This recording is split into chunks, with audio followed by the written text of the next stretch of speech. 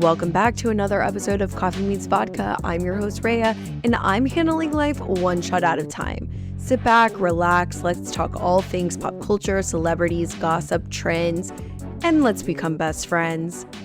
What? I'm just saying what everyone else is thinking. Welcome back, guys, to another episode. I am solo today. I feel like, well, other than London and Edinburgh when I was in the UK, it was my first solo episode while doing video. I feel like that didn't really count. Like now I'm home and I'm in the home studio by myself. The girls are out today. They're not feeling well, so prayers for a full recovery. I'm petrified that they had what I had like last week or whatever, which by the way, there is a listeria outbreak. I will say I love being a psychic and I love being right. So I hope everyone's feeling better, being safe. Couple of announcements. If you haven't signed up for our Friday newsletter, please do it. Really, the purpose of it is to get the episodes straight to your inbox every Friday. Also, you can keep up with the latest goss and like what we're doing. Also, products that we're loving, shows that we're watching in case you need recommendations.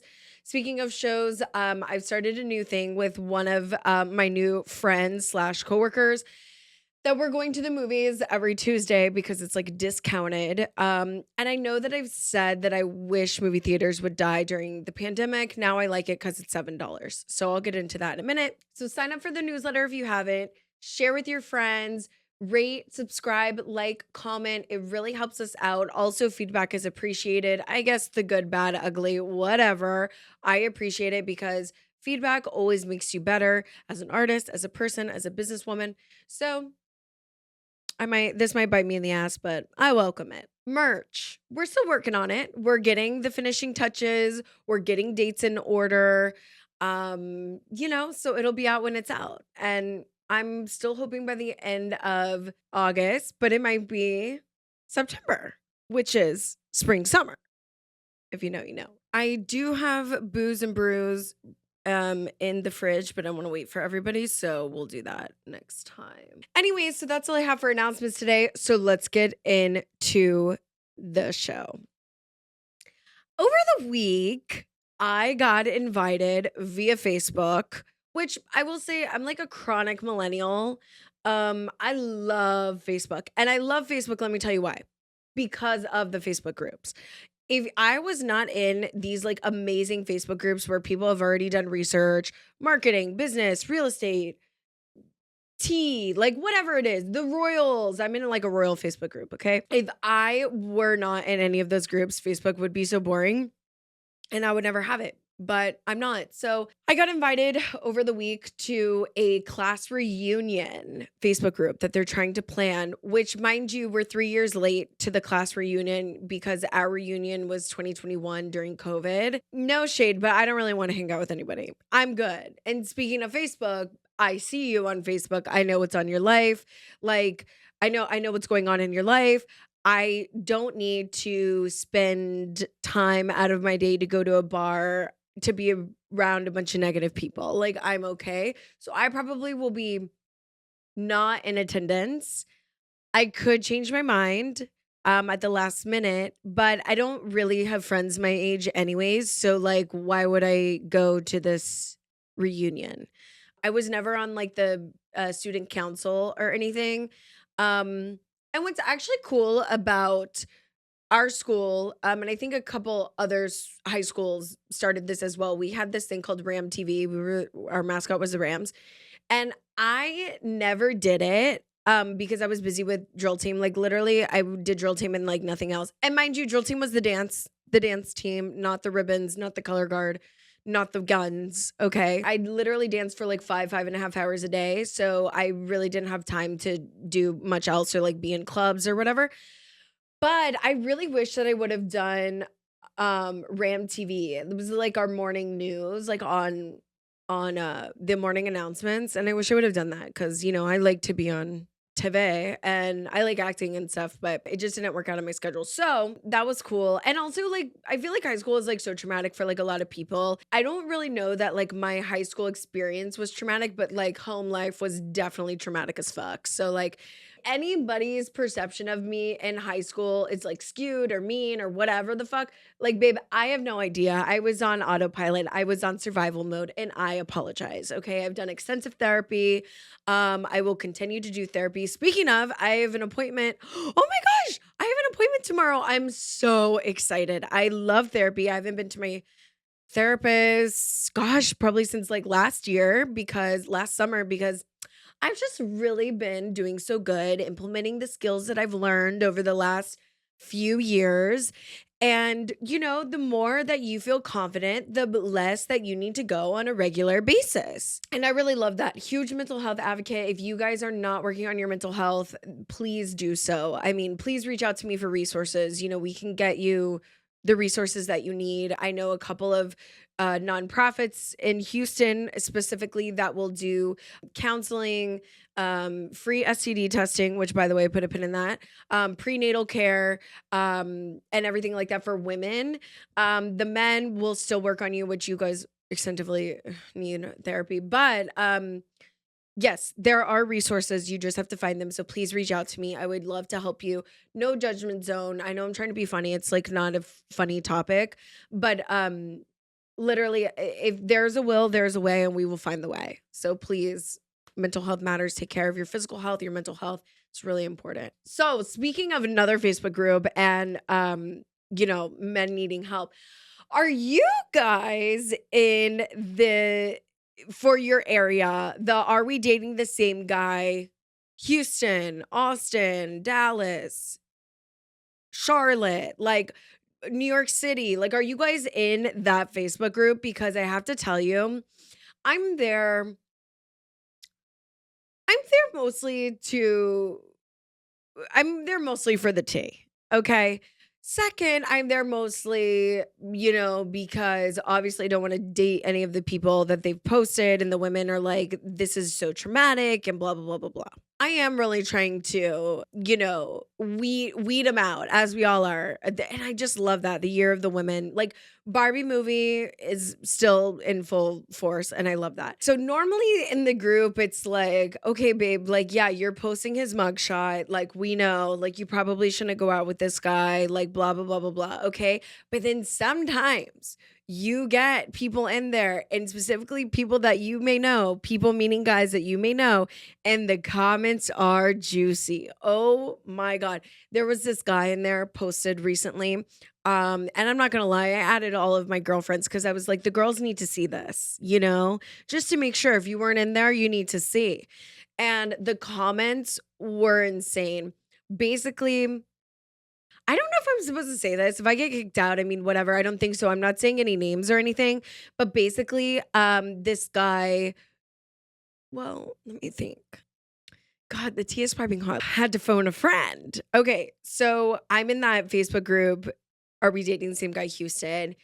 Juicy stuff in there. Actually, all the time it's not really that juicy. It's just kind of like, girl, we know. We could tell by the photo. Like, this is not the one. Like, I'm telling you, bottom of the barrel lately. But sometimes you get a little something and you end up knowing somebody that's posted it, and the comments are so juicy. And long story short, and it really is going to be short because I am not going to give any details, but long story short, I knew somebody that was posted and ended up dating like 3 or 4 girls at once, and they're all commenting on this thread.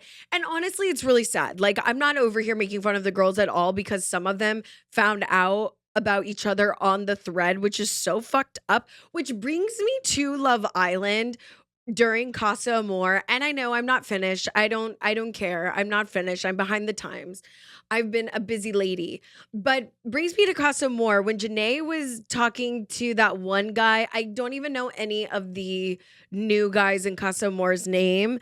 But the guy who was like, she was like, have you ever cheated? And he was like, yeah. And she goes, what the fuck? Like, I don't think she was like expecting, as was I, him to say yes. He goes, yeah, I actually was dating 2 women at once and they found out about each other. And she was like, red flag. First of all, Janae handled that with such grace, because I would be like, and like literally got up and walked away. Like, it's not even that I was like maybe interested in you, but like you just seem like a shit person. Like, why would you do that? And good on Janae. She was like, I'm on a TV show. This is awkward. I'm being filmed. So like, let's save face. Oh my God. Good on her, girl. She was like, why would you date two people at once? He said one for physical and one for intellectual. Now, I know the fuck you aren't that intellectual talking about, the stars and philosophy and, astronomy and whatever the fuck. Like, come on, you could have found that in one girl. Come on. I'm telling you, both of those girls are probably smarter than you combined. So I know that's a lie. But that's crazy that he was like, oh, one for intellectual conversation and the other one for physical. For like 2 years or like a year or something. Anyways, going back to the Facebook group, I just feel like it is sad. And I do hope those girls deserve better. I hope they know they do better. And anyways, I'm just there on the Facebook group as a fly on the wall. I don't know that I really like said too much about the situation because it's super sensitive. Like I said, like I know them. So like I'm trying not to do like any we want to, we don't want to like judge people, I guess. Um right. Right. Okay, moving on. Have you guys seen that Marin Morris has been performing? This is like, I don't know, a couple weeks old. I just forgot to talk about it, but she's been performing lately. God knows where. Couldn't tell you. I'm not even caught up. I think Lollapalooza was last weekend in Chicago. Chapel Roan had a huge ass crowd, which was great, and she wasn't even a headliner. I really do like Chapel Roan, honestly. HOTTOGO.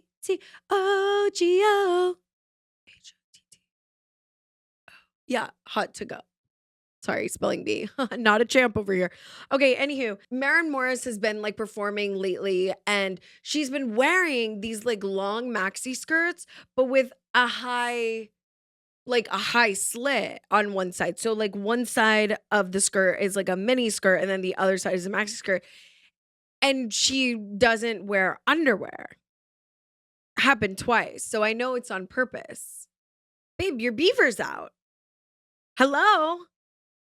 Like, did she not think? She did think because obviously this is a publicity stunt, but like, that's crazy. You're just full vag out, full beaver out, greeting the crowd.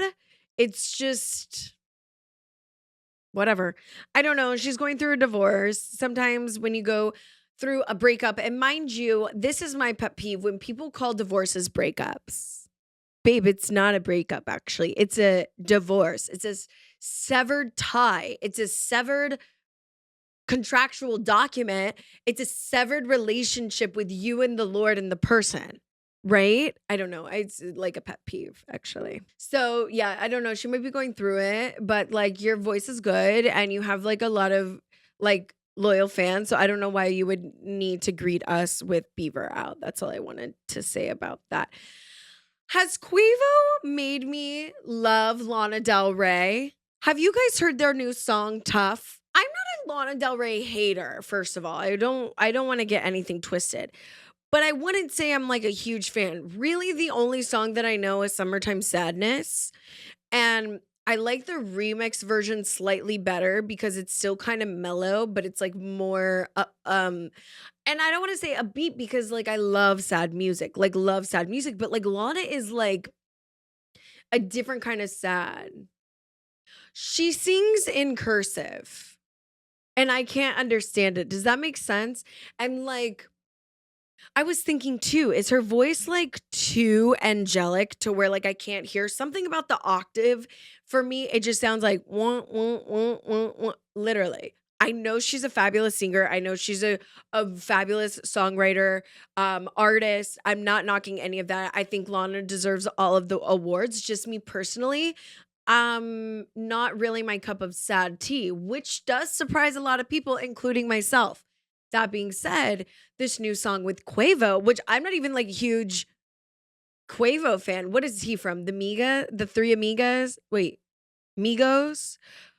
RAP to all of them. Anyways, I'm digging it. And they've started some like they've sparked some dating rumors. Wherever she just performed, was it Coachella? He came out on stage with her and they were like kind of flirting because I guess they were like, performing this new song. I don't know if it was like before it was released or after, whatever. Anyways, it was around Coachella and he came out and they were like flirting and I think they almost kissed. Either way, I'm here for it. I just love that. Okay, hello. Let's get into the nitty gritty of the Olympics, the biggest event in all of 4 years, bringing the countries and the continents together. We have, obviously, let's look at, I think it's 37-time medal. Let's see, how many medals have Simone Biles won? I thought she had like 37 or something, but it's saying 11, maybe 11. Oh, okay, here we go. 11 Olympic medals and 30 world champion medals. Okay, so she's like 37. What is 30 plus 11? 41. Okay, so she had 37 the other day. Okay, so we have, American royalty, America's sweetheart, Simone Biles competing in the Olympics this year. She's won a bunch of gold medals. I believe she just won for the vault against the Brazilian girl, Rebeca something or other. I'm so sorry. I'm not bad with names, but it's like you're on a roll and it's like you can't remember everybody's name, okay? Anyways, fabulous. The men's gymnastics has finally won an Olympic gold medal since, I want to say 1992. Is that what they said? It was like a 50-year streak oh, I'm not 50. Hold on. Oh no, we won the last bronze medal in 2008 Beijing Games. Who was that guy that did the pole vaulting and then lost because his package got in the way and hit the bar? That's crazy. What a win and a loss at the same time.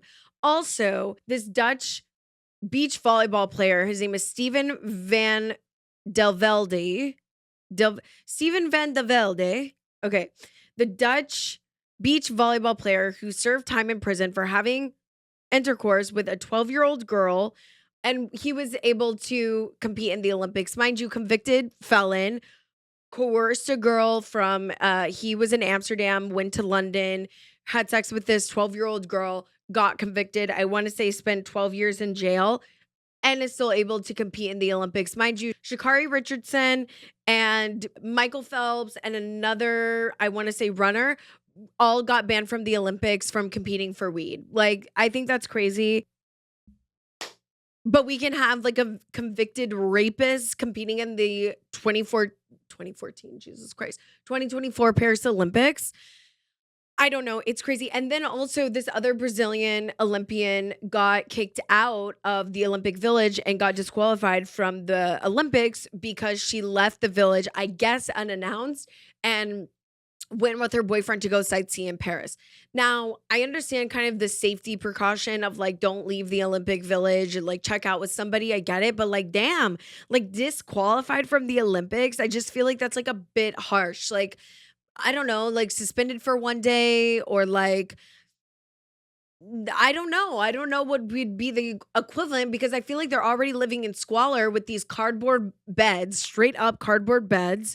The food is inadequate. How are these athletes competing for the biggest titles of their careers and for their country? Like, I feel like the countries, like, obviously, I'm like team individual Olympian, but like, I feel like the country should be like, no, what the fuck? This is like for our country. Like, we need the best for our athletes, blah, blah, blah, blah, blah. I think London, sorry, I know that's just a city. The UK brought in like their own private chef, and I think they moved out of the Olympic Village and into a hotel in Paris because they were like, no, like they need to be rested and well fed because there's not enough protein going around in the Olympic Village and some of the meat is like undercooked. And I just think it's crazy. You know who's also killing it in the Olympic Village? And I didn't know about her until she started doing TikTok. Ilona Maher. I hope I'm pronouncing that right. She's a USA women's rugby Olympian now. And I think that's just so amazing. You know, she's such a positive role model for girls. And especially like women in sports. Like you can both be feminine and be a badass in sports. She was getting hate online recently because obviously haters and trolls are just like such losers and beyond, but they were coming for her saying that her BMI is like over 30 and that she's overweight. And she was like, yeah, actually, I've been overweight my whole life. I'm such an athlete. It actually would be really bad for me to be my quote height and like my stature's like alleged weight because of what I do. She's like, I have to consume so many calories. And also she ended with, I'm going to the Olympics and you're not. And I love that. I'm on SNL and you're not. I literally love that. Clapback season, amazing. I love her Olympic villa, like Love Island Olympic Village, kind of switch up. She also says that she does wear makeup or like a little bit of light makeup, at least a red lipstick when she does play rugby because it like makes her feel like more feminine when she's doing, kind of when she's in her element. And she's like, hey, like you can still be a jock and wear makeup. You don't have to do one or the other. And I love that. And all the women's rugby team are like looking for men in the Olympic Village. And I really love that. And I'm in my rugby era. I only went to one game, but I mean, whatever. Speaking of clapback season, this might be controversial, but I'm going to say it. I'm going to say it, and I hope you don't hate me. Simone, I love you so much. We have a photo. I'll post it. But a part of me like wants to just protect her and give her a little hug because I'm like, babe, it doesn't fucking matter what anybody is saying about your husband, about you being lazy, about blah, blah, blah, blah, blah. Like, who gives a fuck? Her versus Michaela Skinner. Like, I understand you want to defend like your friend, and absolutely, I'm here for that. But I feel like, and also leading up to the Olympics, she was like tweeting, like, if I don't respond to you, it's because you didn't make the cut or whatever. Babe, who cares? Focus, practice. No one gives a fuck about people from high school or like losers in Houston. I don't want to call myself a loser. I love you, but I'm just saying, like, you know what I mean? Like, yes, queen, you are a decorated fucking athlete, like one of the best and so nice, so humble, has an amazing backstory. She does a lot for the Houston community with the food bank, with foster kids in Houston. She gives back a lot. She's, like Mattress Mac is a Houston icon. So is Simone Biles. And I just like want to hug her and be like, no, and like block out all the haters because I'm like, bitch, it doesn't fucking matter. You are Simone motherfucking Biles, okay? Who cares if they're calling your husband Mr. Biles? Okay, whatever. Honestly, it's a compliment to you. And I know it is annoying and I get it. And I think the joke's over. I personally never said the joke. Just throwing that out there. But I do get it. It can be annoying and you get the trolls. And mind you, can I just say that I talked about this at happy hour on Friday and all three of my friends looked at me dead in the eyes like this. And they were like, I'm going to stop you right there because if you were Simone Biles, you would be like, is this your cousin, husband's dog, stepfather, grandchild, blah, blah, blah, blah, blah, in a cornfield on LinkedIn? Yeah, found ya. Like, I was like, would I or would I ignore them? Maybe I feel like that about Simone Biles because like I like am her in that regard and I'm like obviously when it's not like you going through it you can see the outside looking in and you see yourself in that person, right? And you're like, no, Ray, don't do this is a bad idea. And it's like, no, Simone. So like a part of me like wanting to protect Simone is like maybe wanting to protect myself. Oh my God, did we just have therapy? I just think it's funny that my friends literally like busted out laughing and I was dead ass and I was like, I'm getting offended. Why are you guys laughing at me? I wouldn't do that. I wouldn't be interacting with the haters because I literally told them, I'm like, why does she interact with the haters? Like, who cares? She's an Olympian. She's a bad bitch. And they just like dead ass. I didn't even finish my sentence. They like busted out laughing. And they were like, I would love to see you get one troll. Well, I have, but like, they're like, when you get a little famous, you're going to get all these hate comments and you're going to be just right and left, troll this, troll that, posting this. And I was like, oh my God, I don't think I would. And literally all three of them were like, yeah. So I guess TBD on that. Not to make the Olympics about myself. I love that for me. Yeah, I mean, I would totally defend my friend too. And now, like, Michaela Skinner blocked Simone Biles. I mean, honestly, it's like the trash taking itself out. Like, who cares?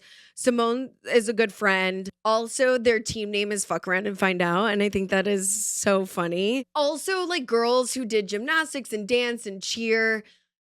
You know that like camaraderie. So it's like when you watch DCC as well, the Dallas Cowboy cheerleaders and the Olympics and stuff. And it's like, you like every girl for the most part, I would say, like, I don't want to speak for everybody, but like every girl has done some form of like dance, gymnastics, or cheer, let alone, soccer, rugby, like, tennis, baseball. Like I know there are other girls that like never did those things, but the majority of girls did. And so when you like, see the all the five of them just at the Olympics, and now, it was the Fab Five, I think, with Gabby, but not Gabby Butler. That was on cheer. Anyways, you know what I mean, the 2012 Olympics and so on and so on. I guess they all have like a little micro like team name, and I think that's really cute. So I guess this year they dedicated it to Michaela Skinner. Yikes.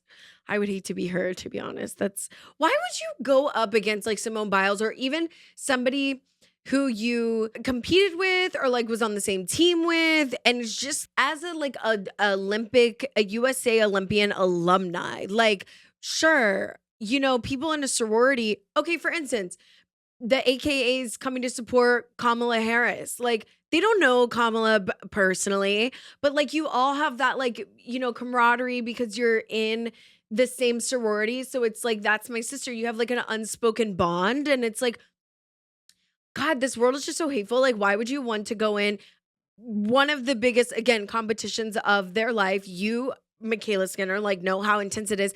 And you want to start drama? It's just crazy. Whatever, girl. Girl, bye. Okay. I talked about how I've been going to the movies on Tuesday. I saw Challengers like a couple months ago when it came out. I don't know if I ever talked about it. Loved it up until the last 10 minutes. Swear to God. Like ruined the whole movie for me. I thought it was shit. Second, I mean, I didn't think the movie was shit, but like I just know that they're going to do a part 2 and like we don't need a part 2, bitch. Second, I just saw this week Twisters. I have to say, I'm going to ruin it for you. So if you want to fast forward, please do so. I will also say there's not much to ruin because there was no plot.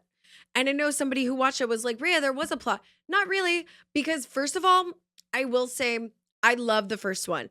Twister with Helen Hunt, Bill Paxton, Philip Seymour Hoffman.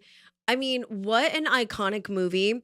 And it was it started in the 60s where, Helen Hunt lost her family, had to move in with her grandma, and blah, blah, blah. So then it sparked her interest in wanting to be a meteorologist. She meets Bill Paxton. He's trying to get a divorce from her, which is why he's coming in to do tornado chasing. And he brings his like new fiance, who's a therapist, along for the ride. Okay.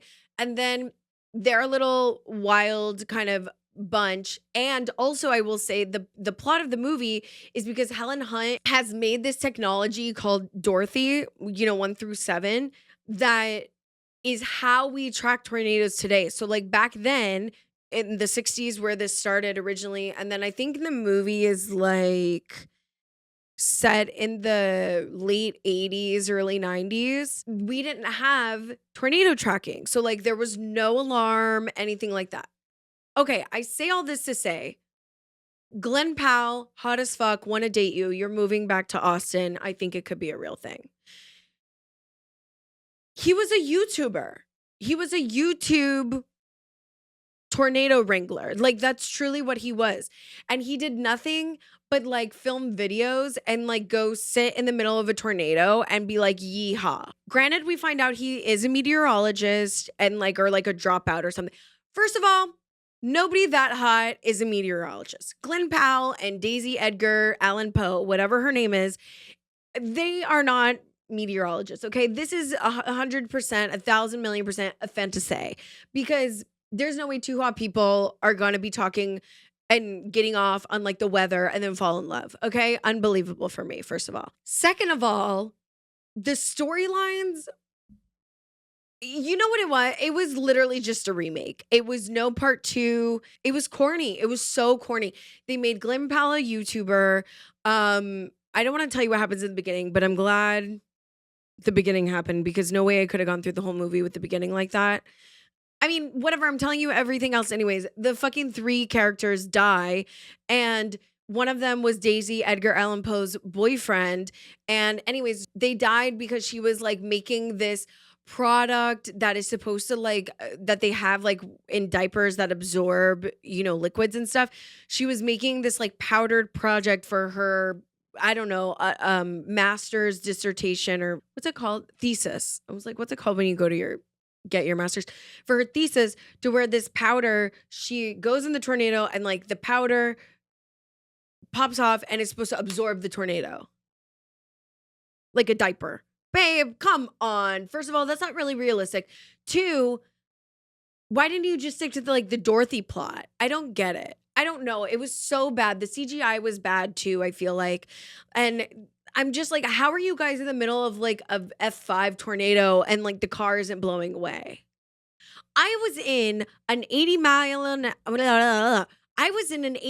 hour wind tornado back in May in Houston, and the car was shaking, bitch. And the tornado didn't even touch down over here. It did actually touch down downtown and like in other parts of Katy and whatnot. But it was unbelievable. It was unbelievable for me. I don't know if I'm getting older. I don't know if movies are getting worse, which I do think they are getting worse, because I think that's why we had the writer's strike, obviously, which I support the writers. It does kind of seem like a movie written by AI, but the actors were great. Glenn Powell, Daisy Edgar Allan Poe, and that guy from Hamilton, Anthony, what's his name? Anthony Ramos from Hamilton and The Heights. He's a great, hello, and A Star Is Born. He's a great actor. So like, thank God that like their acting like kind of saved it. Script was corny as fuck. And the perspectives were off. So not only did they like mix the characters, they also did it from the perspective of like, in the first one where Helen Hunt, Bill Paxton, Philip Seymour Hoffman, they're on like kind of like a edgier side, like, and then the other guys, what's his name? Are like in the black cars and the collared shirts and whatnot, and they're storm chasers as well. So they did it from that side. So Anthony Ramos founds this company called Storm Chasers or Storm Par, and then he like recruits his old friend Daisy Edgar Allan Poe to come help him like figure out data and whatnot. I mean, it was like, you know what it was? It was modern. It was like too modern. I don't know. And then I don't know. I mean, see it, I guess, because like Glenn Powell's in there and he's daddy and I love him. And I have loved him before he got super famous. And now people are saying he's the next Matthew McConaughey. And I do love that for him. And I do want all my boyfriends to be successful. My husband's, thank you. I love that. But what about me, Glenn? We can make a real good team. He's a Libra, Sagittarius, great match. I'll let him lead. I'll let him be the star. We can like take off. I think two people can be the star in a relationship. You just have to ebb and flow and know when it's your turn to speak and be the star and when it's your turn to hang back. And I know it doesn't seem like that on this show, but in real life, I can do that. Anyways, I don't know. I was really disappointed. And also, I don't know about you, but parents of divorced children, or children of divorced parents. I said that wrong. I used to watch different movies at my dad's house than I did at my mom's house. So like one of those being Twister, Night at the Roxbury, great movie. All of the Austin Powers. I mean, all of that stuff. And they're so, so funny. And I will say like all of that's my dad's humor. And like me and my dad would always, we took this inside joke from Twister, obviously not a comedy, very serious movie. But one of the most famous like things in there, in my opinion, that people know from Twister is when they're like, cow. Like when Bill Paxton and the fiance are in the red truck and like a cow just gets spun up and the debris and kind of flies across their windshield, and he's like, cow. Like me and my dad always say that, like if you see a cow, literally, like if you're driving, or like, I don't know, a dog crossing the street, cow. Like it's just, do you get it? And like that joke wasn't in there. I mean, it wasn't a joke, but that like scene wasn't in there. but they basically did everything else but made it 2024 modern version. I don't know. So maybe I'm a little biased because, my dad's not with us anymore. And I used to watch Twister at his house and we would like watch it together. And when I was younger, I used to think it was really scary. And I honestly still do because it's petrifying. But I don't know. It wasn't a good movie. It was a flop for me for sure. Okay. I went on a little too long about that. Now, a lot of this controversy around Ballerina Farms is controversial. Ballerina Farm is a TikTok account. This girl, Hannah Needleman, Nealman? Oh, shit. See, I can't remember anyone's name. Nealman. Hannah Nealman owns Ballerina Farm, which is a farm, and I guess they're doing like farm to table subscription situation. I guess like HelloFresh. I don't know.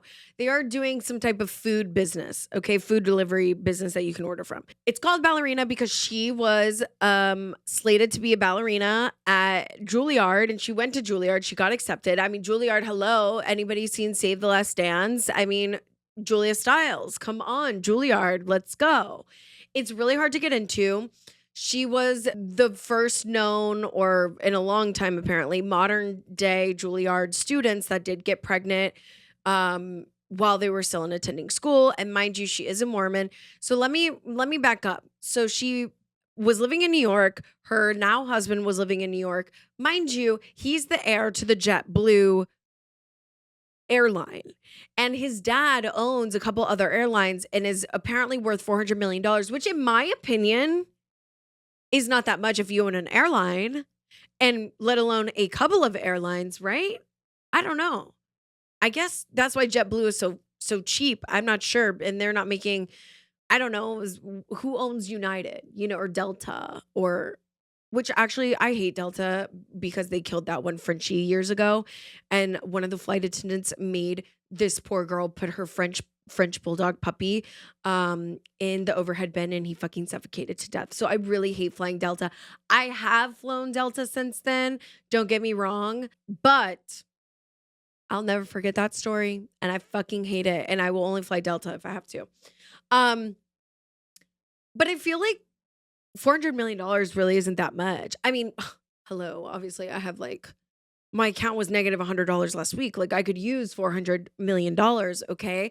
But I'm just saying, like Taylor Swift's a billionaire off music. You know what I mean? Like, and then I'm like, wait, maybe planes aren't that expensive.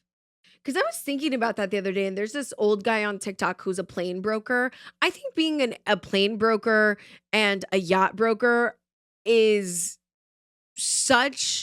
it's so mind-boggling, because how do you even get into that field? I don't know. Is that going to be part of my career? We'll see. I could sell, anything to anybody, but I think it would be really fun. So she curbed him for 6 months and was like, no, I'm not interested. I want to focus on being a ballerina, and I probably want to book the Nutcracker or whatever. And he was like, no, I want to go out with you and I want to get married and blah, blah, blah. And she's like, no, no, no. While his dad, being the JetBlue owner, he pulled some strings, said his name, got a seat next to her. She was 5A, he was 5B.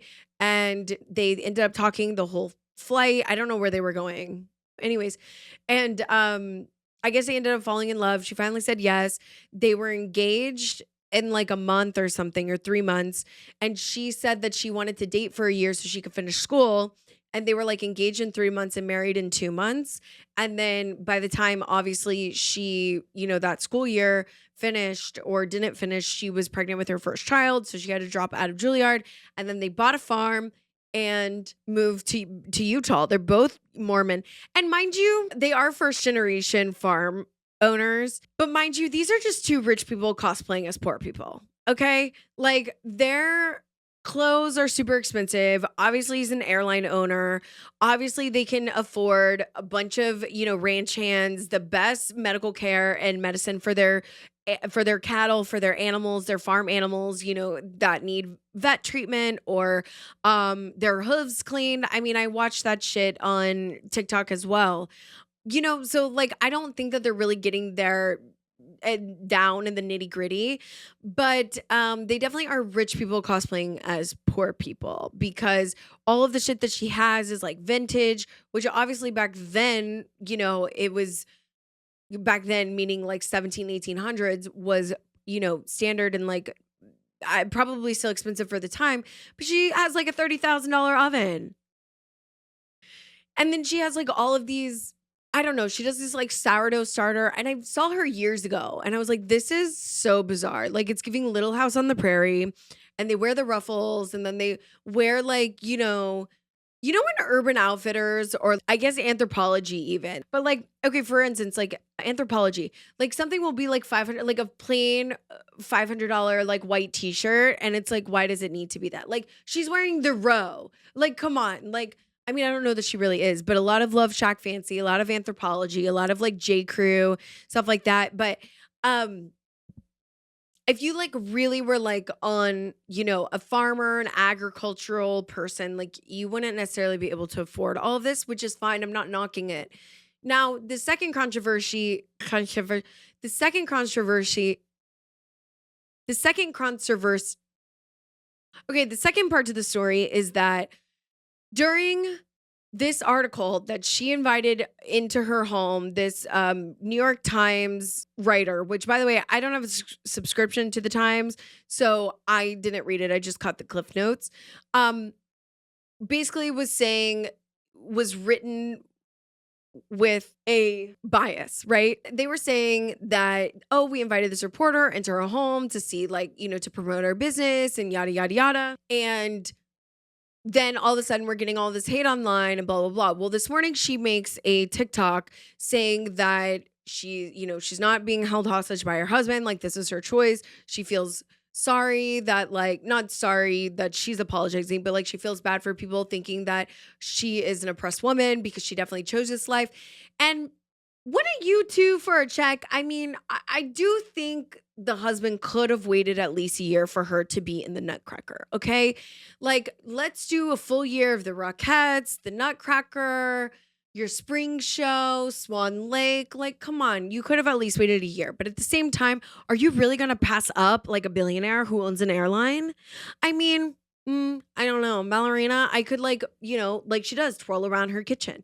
And people are up in arms on TikTok because for her birthday, she got an egg apron versus a trip to Greece. Now, I'm sure she's still going to get a trip to Greece, okay? Like, she could afford it if she wanted. People are saying, oh, well, we don't know if, like, there was a prenup before and, like, blah, blah, blah. And I'm not saying Mormonism doesn't have a place in this story because I definitely think there is some religious trauma, whether she believes in Mormonism or she feels obligated to believe in Mormonism or that's how she was brought up and whatever. There's so many layers to that. If you watch Real Housewives of Salt Lake City, Whitney and Heather, kind of talk about that. Any excuse to bring up Real Housewives. But I do also think like she does like her life. Like, I mean, it's called Ballerina Farm. Like her husband wasn't like, no, fuck that. We're naming it Guy Farm. Like, you know what I mean? Like Ballerina Farm. Like, I feel like it's so cute. And they're doing a business 50-50, she says. And I mean, I don't know what the legality is, but you know what I've realized, especially talking to my friends in relationships, going through my own weird relationship and relationships and situationships and watching all of these shows, Love Island, Housewives, how people interact. You know what I've realized?